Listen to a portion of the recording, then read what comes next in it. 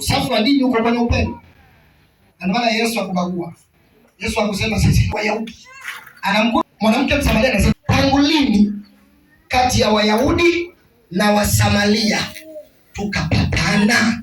Hii ndio kauli ambayo wengi tunasema nayo. Hata ndani tu ya makanisa kuna watu wa fulani na watu wa fulani. Kuna wa mchungaji huyu, kuna wa mchungaji. Ili tufike tunahitaji upendo. Akiwa na upendo, upendo huo unavunja mipaka ya ubaguzi. Ile mipaka iliyowekwa kwamba sisi ni sisi, wao ni wao, inavunjwa. Wanasema sisi tutamwabudu wote Mungu Baba katika roho na kweli. Sema amen. Amen. Hatutakuwa na mipaka tena. Yesu kwa sababu ya upendo akaenda kuvunja ile mipaka ya Wasamaria na Wayahudi. Kila mmoja awe shuhuda mzuri wa Mungu. Na kwa kusema hivi sasa, mwenye upendo uwezi ukafanya yaliyo kinyume na Mungu.